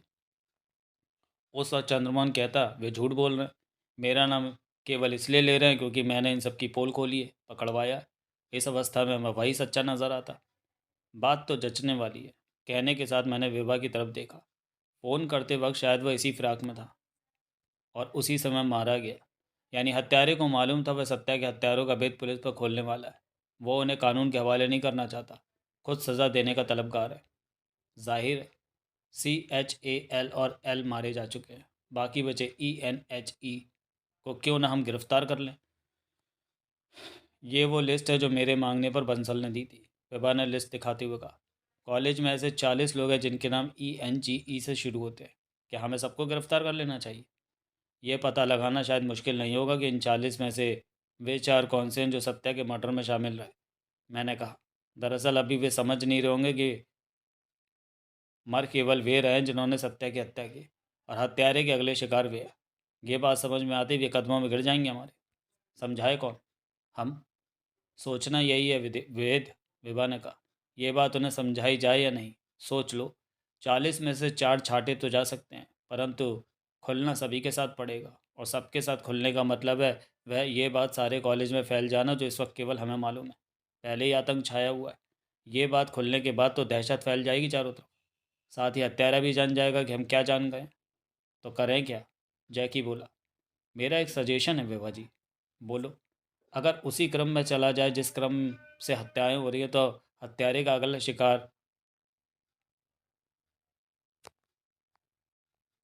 ई है। लिस्ट में ऐसे कितने नाम हैं जिनके नाम ई से शुरू होते हैं? 15। क्यों ना फिलहाल इन 15 को ही अपने सुरक्षा जाल में रखें। विभा ने कहा। लवेंद्र की हत्या ने साबित कर दिया है, हत्यारे के लिए दिन और रात में कोई फर्क नहीं है। वह किसी भी समय वारदात कर सकता है। इन 15 को अभी से अपने सुरक्षा चक्र में ले लेना चाहिए। इसके लिए मुझे फोर्स बुलानी होगी। इसी वक्त जाकर एसएसपी से बात करो, विभा ने कहा। अगला दृश्य। कैंटीन वाला कैंटीन बंद करने की प्रक्रिया की तरफ बढ़ रहा था। मैं और विभा वहाँ पहुँचे। विभा ने उसे कैंटीन बंद करने से रोका, कॉफ़ी बनाने के लिए कहा। ज़्यादा भीड़ नहीं थी वहाँ, इक्का दुक्का मेज़ों पर स्टूडेंट्स बैठे थे। मैं और विभा उस वक्त कॉफ़ी पी रहे थे जब गुल्लू वहाँ पहुँचा। रूल बगल में दबाए उसने कैंटीन वाले से चाय बनाने के लिए कहा और हमसे दूर एक कुर्सी पर बैठ गया। कहर उस वक्त बरपा जब चाय पीने के बाद गुल्लू पेमेंट करने लगा। विभा की आंखों में मैंने बड़ी ज़बरदस्त चमक देखी। इससे पहले कि मैं कुछ समझ पाता वह झटके से उठी, बाज की मानिंद झपटी और गुल्लू के नज़दीक पहुंचकर उसकी कलाई थाम ली। गुल्लू के हाथ में 100 का करारा नोट था। उस नोट को लेने के लिए कैंटीन वाले का हाथ बड़ा का बड़ा रह गया। विभा की अजीब हरकत पर कैंटीन में मौजूद हर व्यक्ति चकित रह गया था। जब चंद्रमोहन की हत्या हुई उस वक्त तुम कहाँ थे? पूछने के बाद विभा ने उसके हाथ से नोट खींच लिया। इंस्पेक्टर साहब को बता चुके हैं, गुल्लू ने रटे रटाए शब्द बोलने शुरू किए। हम गेट पर स्टैंड स्टैंड थे। चंद्रमोहन बाबा की चीख सुनी, स्टाफ रूम की तरफ रन किया, वहाँ पहुँचे तो देखा। उसकी बात काट कर विभा गुर्राई। झूठ बोलने की कोशिश की तो जिंदा गाड़ दूंगी ज़मीन में। सकपका गया गुल्लू। हकबकाया से विभा की तरफ देखता रह गया। तब तक कैंटीन में मौजूद हर शख्स उनके समीप पहुंच चुका था। किसी को समझ में नहीं आ रहा था अचानक विभा ने गुल्लू को क्यों पकड़ा। अगर उसे कोई शक था तो काफ़ी पहले ये हरकत क्यों नहीं की। इसी वक्त गुल्लू की ऐसी क्या असामान्य हरकत देखी जिसके कारण हरकत हरकत में आई। मैंने पूछा, क्या हुआ विभा, क्या किया इसने? इस नोट को देखो। गुल्लू पर नजरें चिपकाए विभा ने नोट मेरी तरफ बढ़ाया। कितना करारा है, एकदम नया। ऐसे ही नोट तुम्हें और जैकी को चंद्रमोहन की जेब से मिले थे। देखकर बताओ, ये नोट उनके साथ का है या नहीं? दंग रह गया मैं। चंद्रमोहन की जेब से बरामद जिन नोटों को पूरी तरह भूल चुका था, वे केवल मेरे बताने मात्र से विभा के जहन में थे। न केवल जहन में थे, बल्कि इस नोट को देखते ही उन नोटों की याद आ गई उसे। आखिर क्या लिंक जुड़ रहा था उसकी करामाती खोपड़ी में? कुछ भी ना समझते हुए मैंने कहा, है तो वैसे ही कोरा, मगर उसके साथ का है या नहीं गारंटी से नहीं कह सकता। असल में खून सने पेपर के कारण मैं उन पर ध्यान नहीं दे सका था। कहाँ है वे नोट? जैकी के पास।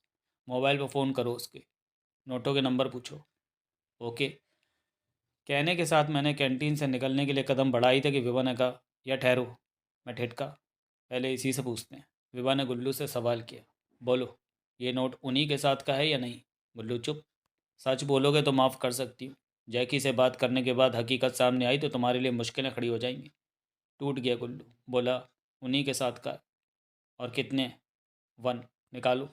गुल्लू ने अपने साफे के नीचे से वैसा ही एक और नोट निकाल कर दिया। दोनों के नंबर आगे पीछे के थे। विभा ने पूछा, तुम पर कैसे आ गए थे? चंद्रमोहन बाबा ने दिए थे। कब, कहाँ और क्यों?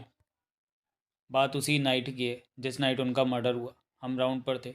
देखा, वन साया बॉयज़ हॉस्टल की बाउंड्री वॉल से कैंपस में कूदा। हमने खुद को अंधेरे में छुपा लिया। छुपा क्यों लिया? चौकीदार होने के नाते तुम्हारा कर्तव्य उसे ललकारना था या खुद को छुपा लेना? क्योंकि हम साये को पहचान गए थे। चंद्रमोहन बाबा थे तो हमारी आसामी। आसामी से मतलब? ये मनी फर्स्ट बार नहीं दी थी उन्होंने, अक्सर देता रहता था। यस। क्यों? क्योंकि वे नाइट में कॉलेज से बाहर जाते थे। किस लिए? स्मैक लेने। ओह। उस नाइट हम कड़के थे, सो सोचा चलो अच्छी मुर्गी बनेगी। चंद्रमोहन बाबा खुद को डार्क में रखने का प्रयत्न करते आगे बढ़ रहे थे। हमने सोचा टुडे ऐसा वाई कर रहे हैं। वे तो सीना तान कर गेट की तरफ बढ़ते थे, हमारी मुट्ठी गर्म करते थे और निकल जाते थे। लगा आज वे चकमा देकर 9 to 11 होने के फेर में हैं, मगर हम भला कब चूकने वाले थे। दबे पाँव उनके नज़दीक पहुँचे, अपना हैंड उनके शोल्डर पर रखा, बुरी तरह चौंक उठे वे। उछल कर घूमते हुए पूछा, कौन? हम हैं चंद्रमोहन बाबा। हमने ही करके टीथ दिखा दिए। ओ गुल्लू, उन्होंने राहत की सांस ली। तुमने तो मुझे डरा ही दिया यार। डरता तो मैं तभी है चंद्रमोहन बाबा जब खुद के हार्ट में थीफ हो। तुम चोरी चोरी निकलना चाहते थे, हमने दबोच लिया। गार्ड हैं यहाँ के, ड्यूटी पर मुस्तैद रहते हैं, बगैर फीस दिए कोई आउट नहीं है जा सकता। मैं बाहर नहीं जा रहा। तो क्या कंपनी गार्डन समझकर नाइट वॉक पर निकले थे? स्टाफ रूम की तरफ जा रहा था, मुझे एक फ़ोन करना है। फ़ोन किसे? तो इस लफड़े में मत पड़। कहने के साथ उन्होंने एक नोट निकाल कर हमारे हैंड पर रखा। हमने गेट की तरफ देखते हुए उनसे कहा, रेट घटा दिए हैं क्या? मालूम नहीं, महंगाई कुतुब मीनार पर चढ़कर चिल्ला रही है। वन और झटको। उन्होंने एक और नोट निकाल कर हमारे हैंड पर रखा। विभा ने पूछा, क्या तुमने उसके पास खून से सना पेपर भी देखा था? नो। उन्होंने दोनों बार जेब से एक एक नोट ही निकाला था। खैर उसके बाद? हमने कहा, फ़ोन करने के 200। कोई खास चिड़िया है क्या? तो इस चक्कर में मत पड़, गेट की तरफ जा। उन्हें घिस्सा देने के लिए हमने गेट की तरफ बढ़ने का ड्रामा ज़रूर किया, पर असल में उधर गए नहीं। बीच ही से कन्नी काट कर रुख बदला और बरामदे के थंबों के पीछे छुपते छुपाते फॉलो करने लगे। सोचा था अगर ये पता लग जाए कि वे किस गर्ल को फ़ोन कर रहे हैं तो अच्छी खासी पुड़िया बन जाए। जिस वक्त वे स्टाफ रूम में दाखिल हुए उस वक्त हम सामने वाले बरामदे में थे। बट आपने देखा ही होगा, दोनों के बीच करीब 200 फुट चौड़ा ग्राउंड है। उन्हें स्टाफ रूम में गए ज़्यादा टाइम नहीं गुजरा था कि एक हेलमेट वाला डाक से निकलकर चांदनी में आया। उसके हैंड में वन बल्लम था। इससे पहले कि हम कुछ समझ पाते, मैं बड़बड़ाता सा स्टाफ रूम के दरवाजे पर पहुंचा। हम ये जानने की कोशिश कर ही रहे थे कि वे हु है एंड वाट चाहता है कि उसका बल्लम वाला हैंड इलेक्ट्रिक स्पीड से चला। अगले पल उसके हैंड में बल्लम नहीं था। चंद्रमान बाबा की चीख गूंजी। डेंजर का आवाज़ होते ही हम बरामदे से ग्राउंड में कूदे, स्टाफ रूम की तरफ रन किया। हेलमेट वाला भी भागा। हम चीखते हुए उसकी तरफ दौड़े। उसके बाद का सच सच हाल आपके फ्रेंड और इंस्पेक्टर साहब को बता ही चुके हैं। हमारे देखते ही देखते वो कॉलेज की बाउंड्री वॉल से बाहर कूद गया। ये बातें तुमने पहले क्यों नहीं बताई? सर्विस से किसे लव नहीं होता मैडम जी। प्रिंसिपल साहब को पता लग जाता हम करेंसी लेकर चंद्रमोहन बाबा को बाहर जाने देते थे तो बोरिया बिस्तर राउंड ना हो जाता। उसे घूरते हुए विभा ने कहा, क्या ज़रूरी है इस वक्त सच बोल रहे हो? आपके सामने किसी की लाई चल ही नहीं सकता मैडम जी, बट क्या कहना चाहते हो? हैंड जोड़ता हूँ आपके, फुट पड़ता हूँ। जो मैंने बताया या बताना पड़ा उसके बारे में प्रिंसिपल साहब से कुछ ना कहना, बड़े स्ट्रिक्ट हैं वो। हमारी सर्विस चट कर जाएंगे। नहीं कहूँगी, मगर तुम्हें सच बोलना होगा। सच ही तो बोला है मैडम जी। अभी आधा सच बोला है तुमने, आधे सच को छुपा रहे हो। हम तो कुछ भी नहीं छुपा रहे मैडम जी। आओ। कहने के साथ विभा उसे घसीटती सी कैंटीन के कमरे में ले गई। मैं साथ था। उसके निर्देश पर कमरे का दरवाज़ा अंदर से बंद किया। बाहर रह गए स्टूडेंट कैंपस से गिरे, सॉरी सस्पेंस से गिरे वहीं खड़े रह गए। आतंक की ज़्यादती के कारण गुल्लू का बुरा हाल था। वह समझ चुका था किसी मुसीबत में फंसने वाला है। हालांकि ये बात मेरे जहन में थी कि गुल्लू का नाम भी उन अक्षरों में से एक से शुरू होता है जो हत्यारे के भावी शिकार है। परंतु ये ना जान सका वह गुल्लू से चाहती क्या है। इस वक्त गुल्लू के अत्यंत नज़दीक खड़ी उसे घूर रही थी। गुल्लू की गुल्लू को काटो तो खून नहीं। नज़र ही नहीं, चेहरा झुकाकर कहा उसने, आप हमें ऐसे वाई देख रही हैं? चंद्रमोहन के साथ किसी क्राइम में शामिल नहीं थे तुम? विभा के अलग से घुर्राहट निकली। हम? गुल्लू ने एक झटके से चेहरा उठाया।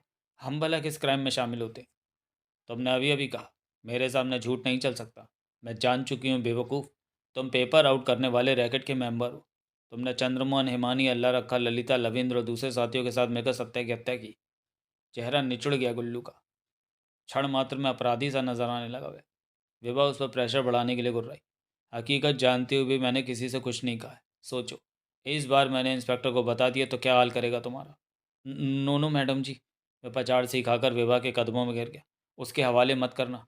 चंद्रमोहन ने बताया था, बड़ा जालिम इंस्पेक्टर है वो, बहुत बुरी तरह टॉर्चर करता है। तो सुनकर ही कांप गए। सोचने लगे उसकी जगह हम इंस्पेक्टर के चंगुल में फंस जाते तो हकीकत को छुपाए नहीं रख सकते थे। कौन सी हकीकत को? जब आप सब कुछ जानती हैं तो? मेरा जानना अलग है, तुम्हारा बताना अलग। मैं ये देखना चाहती हूँ तुम अब भी कुछ छुपाने की फिराक में हो या सब कुछ सच सच बताते हो। बोलो, सत्या की हत्या क्यों और किस तरह की तुमने? सारी बातें विस्तार से बताओ। कुछ भी छुपाए तो मुझसे बुरा कोई ना होगा। हम 9 लोग पेपर आउट करने का धंधा करते थे। नाम बताओ सबके। आप जानती तो हैं। तुम्हारे मुंह से सुनने की तलबगार हूँ। मैं समझ गया। विभा बाकी के 3 नाम जानना चाहती है। उन नामों को सुनने के लिए मैं भी बेचैन था। मैं गुल्लू ने बताना शुरू किया। चंद्रमोहन, हिमानी, अल्लाह रखा, ललिता, लवींद्र, एकता, नगेंद्र और एरिक। गुड, विभा ने कहा। कब से चल रहा था ये धंधा? 5 साल से। शुरू में केवल एरिक, नगेंद्र और चंद्रमोहन ने शुरू किया था। अगले साल हिमानी और अल्लाह रखा जुड़ गए। उससे अगले साल ललिता और एकता रैकेट की मेंबर बनी। हमें और लविंद्र सर को उनके फेयर में आए ओनली 2 ईयर हुए। नए नए लोग किस तरह जुड़ते थे? जो किसी भी ज़रिए से रैकेट का राज जान जाता, ओल्ड लोग उसे शेयर देने का लालच देकर शामिल कर लेते थे। कितनी कमाई होती थी इसमें? असली कमाई के बारे में तो एरिक सौ का चंद्रमोहन जानते हैं। हम जैसे छोटे प्यादे को तो 1 ईयर में ओनली 5 लाख मिल जाते थे। 5 लाख? विभा दंग रह गई। ये केवल इसका शेयर था, मैं बोला। अब मेरी समझ में आया। पेपर आउट करने वाला ये वो रैकेट है जिसकी सक्रियता की चर्चा किसी न किसी स्तर पर हर साल होती रही है। मगर इधर एग्ज़ाम ख़त्म होते उधर चर्चा भी आई गई हो जाती। ये पेपर यूनिवर्सिटी से कनेक्टेड सभी कॉलेजों में ऊंचे दामों में बेचे जाते थे। खैर, विभा ने गुल्लू से कहा, सत्या तुम्हारे हत्थे कैसे चढ़ी? उन्होंने कैंपस में बंसल साहब और चंद्रमन के खिलाफ मीटिंग बुलाई हुई थी। क्लाइमेट तो कॉलेज का गर्म था ही, मगर हमें उस गर्मी से कुछ लेना देना नहीं था। हमारे दिमागों पर तो ये गर्मी सवार थी कि एग्ज़ाम आने वाले। इस बार मिशन को किस तरह अंजाम दिया जाए। सत्या मैडम को ढूंढने के बहाने हम सब हिमानी मैडम के कमरे में इकट्ठे हुए। उन्हीं के द्वारा बनाए गए पेपर की कॉपियाँ थी हमारे हाथों में। तभी चंद्रमन ने कॉलेज में अपने खिलाफ चल रहे माहौल का जिक्र छेड़ दिया। कहने लगा, हम सबको सत्या के खिलाफ उसकी मदद करनी चाहिए। एरिक सर ने कहा, हम लोग सिर्फ इस धंधे के हिस्सेदार हैं, किसी की अन्य गतिविधियों से कुछ लेना देना नहीं है। जो तुमने किया है तुम्ही को भुगतना होगा। हम में से कोई साथ देने के लिए बाध्य नहीं है। यह सुनकर चंद्रमोहन भड़क उठा। धंधे का भेद खोलने की धमकी देने लगा। तब एक तो अल्लाह रखा ने कहा, इस तरह तुम्हारा साथ देने लगे तो हम लोगों की उस पॉलिसी पर भी पानी फिर जाएगा जिस पर आज तक अमल करते रहें। सब यही जानते हैं कि तुम और हम अलग अलग अलग ग्रुप के हैं। यह सावधानी हमने इसलिए तो अपना रखी है कि 9 लोगों का रैकेट कभी किसी के समझ में ना आ सके। परंतु चंद्रमोहन किसी की सुनने को तैयार नहीं था। वो लड़ने झगड़ने लगा, ऊंची आवाज़ में बोलने लगा। उसी का अंजाम था सत्या मैडम रूम में आ गई। उसके बाद मैंने धड़कते दिल से पूछा। सब अवाक रह गए। उनका फेस कठोर संगमरमर जैसा लग रहा था। हिमानी के हैंड में दबा पेपर छीनती हुई बोली, दरवाजे के बाहर खड़ी 15 मिनट से तुम्हारी बकवास सुन रही हूँ। जान चुकी हूँ वो रैकेट तुम हो जिसकी कानून को 5 साल से तलाश है। और लविंद्र, तुम भी इन लोगों में शामिल हो। मैं सोच तक नहीं सकती थी तुम इस घृणित धंधे का हिस्सा होगे। लविंद्र सर सही सबने उन्हें समझाने की कोशिश की। कोशिश वही थी जो किसी भी नए आदमी को राज पता करने लगने पर की जाती थी। उसे रैकेट में शामिल कर लेना, शेयर का लालच देना। मगर सत्या मैडम पर किसी चीज़ का असर नहीं हुआ। उन्हें सबसे ज़्यादा शिकायत लविंद्र सर से थी। जब वे हम सबका भेद कैंपस में जाकर खोलने की धमकी देने लगी तो चंद्रमन ने चाकू खोल दिया। बोला, तेरा इलाज केवल ये है। सब समझ चुके थे। सत्या मैडम को शामिल करना तो दूर दूर, पोल खोलने तक से नहीं रोका जा सकता। अतः सबको वही रास्ता नजर आया जो चंद्रमोहन कह रहा था। केवल लविंद्र सर ने विरोध किया। कहा, वे सत्या को समझा लेंगे। ऐसी कोशिश उन्होंने की भी, किंतु सत्या मैडम खतरा भांप चुकी थी। लविंद्र सर समझाने बुझाने की कोशिश कर ही रहे थे कि उन्होंने दरवाजे की तरफ जंप लगाई। सैंडल वहीं रह गई। हम हकबकाए, उनके पीछे लपके। भेद खुलने पर फांसी का फंदा साफ साफ नजर आ रहा था। पेपर मुट्ठी में दबाए सत्या मैडम को जिधर जगह मिली भागती चली गई। हम उनके पीछे थे। चाकू एरिक के हाथ में आ चुका था। भागम भाग के बाद टेरेस पर पहुंचे। एरिक सर ने चाकू भोंका। सत्या मैडम के हलक से चीख निकली। जख्म से खून का फव्वारा। पेपर उनके अपने खून से सन गया। हिमानी मैडम ने झपट कर उसे छीना। सत्या मैडम चीखती हुई टेरेस के सिरे की तरफ भागी। चाकू संभाले एरिक सर पुनः उन पर झपटे, मगर हम में से कोई भी टेरेस के सिरे पर नहीं जा सकता था। जानते थे वहाँ कैंपस में मौजूद लोगों द्वारा देख लिए जाएंगे। और फिर हमसे बचने के प्रयास में वे टेरेस से गिर गई। बताने के बाद गुल्लू चुप हो गया। गहरी गहरी सांसें ले रहा था वो। आगे बको। सब अवाक रह गए। जो हुआ आनन फानन में हो गया था। लविंद्र सर तो एरिक पर गुर्रा भी उठे। ये क्या किया तुमने? एरिक सर दहाड़े, और क्या करता? अल्लाह रखा बोला, जो हो गया सो हो गया, इस पर बाद में सोचेंगे। फिलहाल हमारा कैंपस की भीड़ में शामिल होना ज़रूरी है। बात सबको जची। एरिक सर ने चाकू चंद्रमोहन को देने के साथ कहा, इसे कहीं छुपा दे। एकता ने हिमानी से कहा, यह पेपर या पेपर के टुकड़े भी किसी के हाथ नहीं लगने चाहिए। हिमानी ने पेपर अपने वक्षस्थल में ठूस लिया। चंद्रमोहन टेरेस से टेरेस पर कूदकर बॉयज़ हॉस्टल में पहुंचा। जल्दी हम सब भी कैंपस की भीड़ में शामिल हो गए। उसके बाद मेरे मुंह से निकला, दैट्स से पूर्व कैंपस की अर्थ पर सत्या मैडम द्वारा लिखा गया चैलेंज जैसे अन्य सबके लिए पहेली था वैसे ही हमारे लिए भी था। आज तक है हम लोग आपस में कई बार विचार विमर्श के बाद नहीं समझ सके कि सत्या मैडम ने चैलेंज क्यों लिखा। चंद्रमोहन की गिरफ्तारी की तुम लोगों पर क्या प्रतिक्रिया हुई थी? चंद्रमोहन के खिलाफ शोर शराबा राजेश आदि ने शुरू किया। ज़्यादातर स्टूडेंट्स ने उनका साथ दिया। इंस्पेक्टर ने उसके कमरे की तलाशी लेने का फैसला किया। खून से सना चाकू बेवकूफ़ ने वहीं छुपा रखा था। मरना तो था ही, पकड़ा गया। इंस्पेक्टर के जाते ही एरिक सर के कमरे में आठों की मीटिंग हुई। ज़्यादातर की हवा यह सोच सोच कर शंट हुई जा रही थी कि चंद्रमान टूट गया तो क्या होगा। लवेंद्र की क्या प्रतिक्रिया थी उस वक्त? वे खामोश थे, एक लफ्ज़ नहीं बोले, वार्ता में हिस्सा भी नहीं लिया। सबने पूछा भी वे क्या सोच रहे हैं, केवल इतना कहा जो हुआ अच्छा नहीं हुआ। एरिक सर बोले, हम कब कह रहे हैं कि अच्छा हुआ, मगर ये ना होता तो उससे भी बुरा होता। लवेंद्र सर पुनः खामोश हो गए। सब चंद्रमान के टूट जाने से डरे हुए थे। केवल एरिक सर को विश्वास था कि चंद्रमान टूटने वाला नहीं है। और फिर उस वक्त मैं गेट पर खड़ा था जब इंस्पेक्टर साहब और ये गुल्लू ने मेरी तरफ इशारा करके कहना जारी रखा, उसे लेकर आए। चंद्रमोहन ने एक ही इशारे में मुझे बता दिया कि उसने इंस्पेक्टर को कुछ नहीं बताया। मेरी बाँछें खिल गई। यही हाल पता लगने पर बाकी सबका हुआ है, लवेंद्र का भी। उनका एटीट्यूड किसी की समझ में नहीं आ रहा था, चुप चुप से थे। वेद जी के जाने के बाद पुनः मीटिंग हुई जिसमें चंद्रमोहन ने बताया उसे इंस्पेक्टर ने किस किस तरह कितना टॉर्चर किया, मगर उसने हकीकत उगल कर नहीं दी। सुनकर मैंने और विभा ने एक दूसरे की तरफ देखा। जाहिर था चंद्रमोहन ने अपने साथियों को ये नहीं बताया कि जैकी ने उसे अपना मुखबिर बनाकर छोड़ा है। विभा ने अगला सवाल किया, उसके बाद चंद्रमोहन तुम्हें कब और कहाँ मिला? रात के वक्त, मर्डर से पूर्व कैंपस में। अब पूरा सच बताओ, क्या बातें हुई तुम्हारी? हमने कहा था तुम वैसे ही सबके दायरे में हो चंद्रमोहन, एक आध रात स्मैक की तलब को दबा लो तो ठीक रहेगा। उसने कहा, मैं स्मैक लेने नहीं, एक ज़रूरी फ़ोन करने स्टाफ रूम तक जा रहा हूँ। हमने काफ़ी पूछा किसे फ़ोन करना है, उसने नहीं बताया। दो नोट दिए, गेट पर जाकर ड्यूटी देने के लिए कहा। उस वक्त हमने कल्पना तक नहीं की थी कि वह इंस्पेक्टर को फ़ोन करेगा।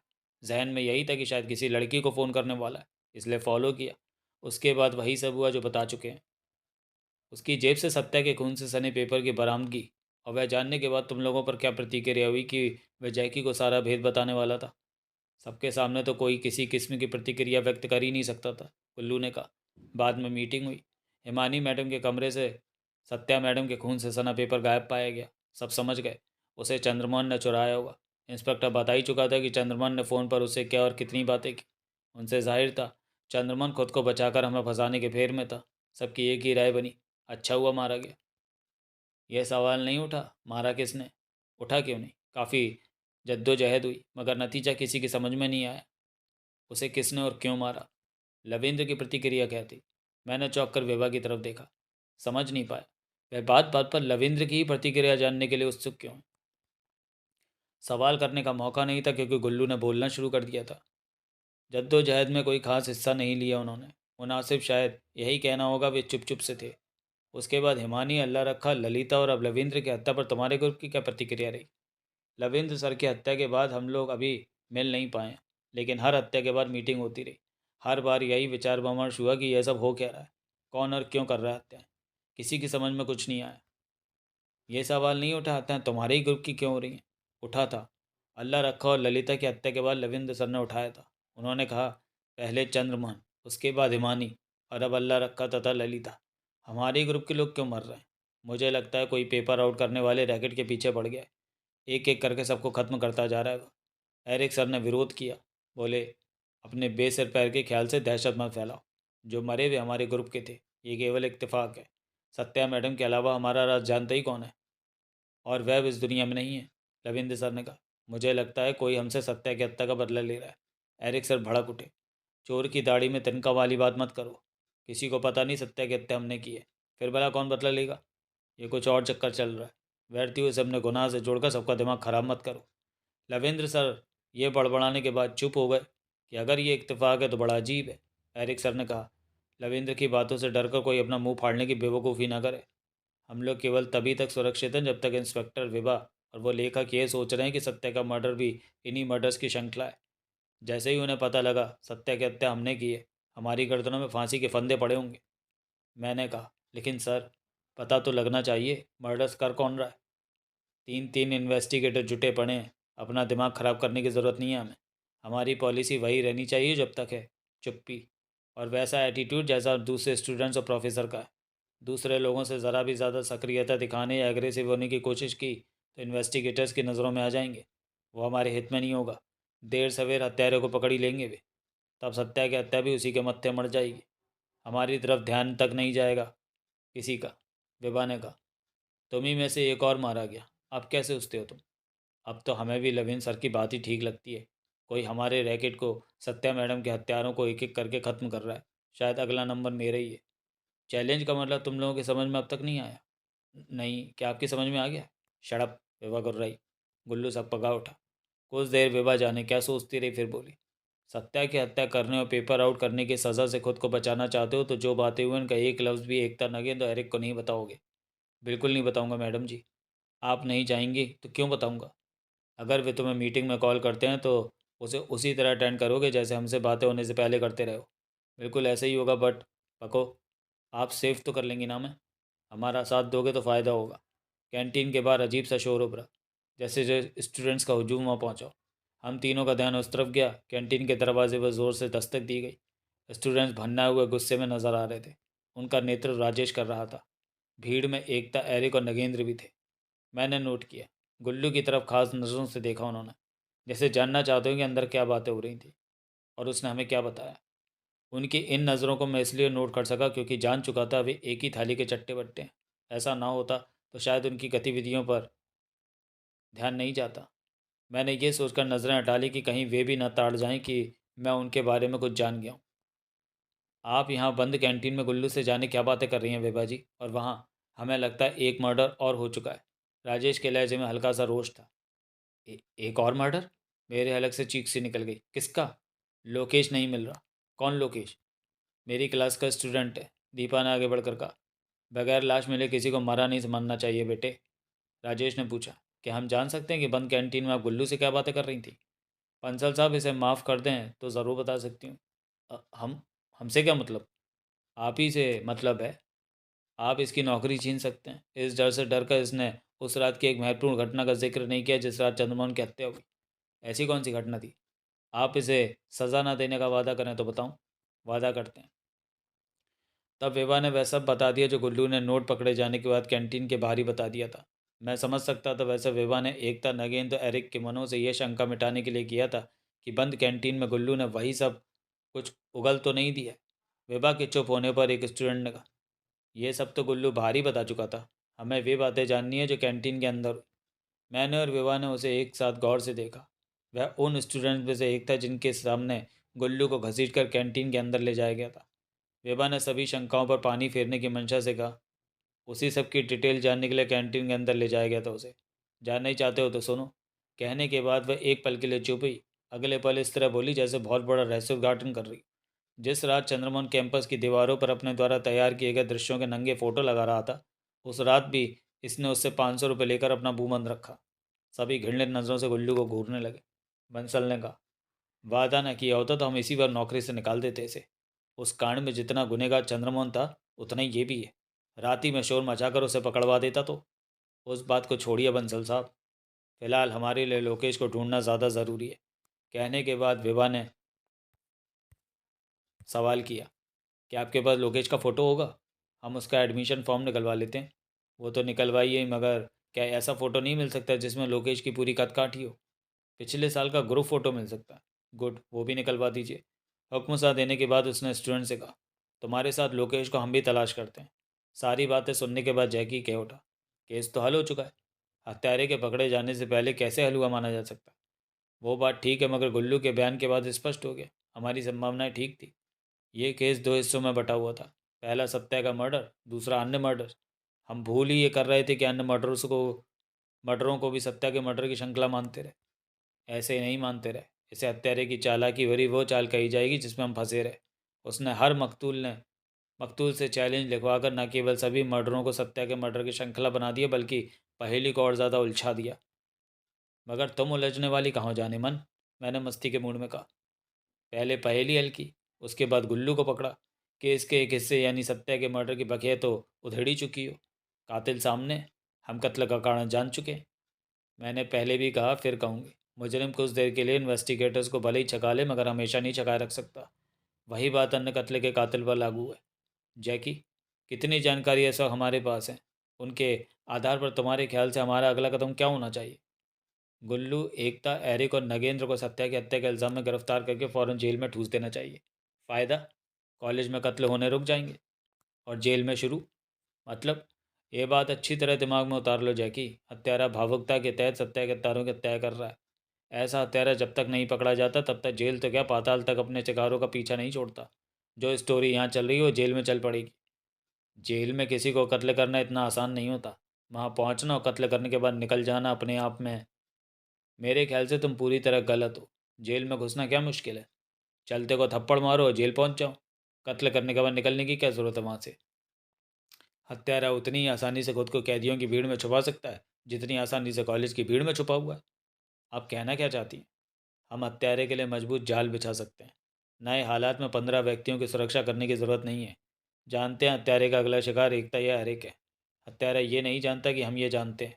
वो पूरी निश्चिंतता के साथ जल्द ही अपने अगले शिकार पर हाथ डालेगा। हरेक और एकता हमारे पूर्ण पैरे में होंगे। हत्यारे को पकड़ने के लिए इससे आदर्श स्थिति और क्या हो सकती है? मैं आपसे सहमत हूँ। हालांकि सुरक्षा व्यवस्था का मेन जाल एकता और एरिक के इर्द गिर्द होगा, परंतु ऐसा नज़र नहीं आना चाहिए। नज़र आना चाहिए जैसे आम पैरा बैठाया गया हो। हत्यारे को अगर ये इल्म हो गया कि हमें उसके अगले शिकार की भनक है तो वो अपना पैतरा बदल सकता है। ये बात मेरे जहन में थी। मैं एरिक की निगरानी करूँगी, तुम एकता की, और तुम, विवा ने मुझसे कहा, तुम्हारा काम गुल्लू पर नज़र रखना होगा। जो कुछ उसने कैंटीन में बका, यदि वो सब एकता, एरिक और नगेंद्र को बताता है तो तुम्हारी गैर जानकारी में ना बता पाए। वो तो मैं कर लूँगा, लेकिन तुम लेकिन, किंतु, बट, परंतु बहुत करते हो। पको, कुछ सवालों के जवाब चाहता हूँ मैं। जानती हो तुम्हें सवालों के जवाब ना मिले तो पेट में दर्द शुरू हो जाता है। लोकेश अब तक नहीं मिला है। मिल जाएगा, विभा ने पूरी निश्चिंतता के साथ कहा। उसके लिए तुम्हें परेशान होने की ज़रूरत नहीं है। विभा का जवाब ही ऐसा था कि मैं और जैकी दोनों चौंक पड़े। मैंने कहा, बात समझ में नहीं आई विभा। तुम तो इस तरह कह रही हो जैसे जानती हो लोकेश कहाँ है। सारे सवालों के जवाब अभी लोगे तो हाल में बिगड़ जाएगा तुम्हारा। मुझे टालने के बाद उसने जैकी से कहा, हमें बगैर टाइम गंवाए एक तो एरिक की सुरक्षा का जाल बिछा देना चाहिए। मैं समझ सकता था। महामाया अब अपनी फुल फॉर्म में थी।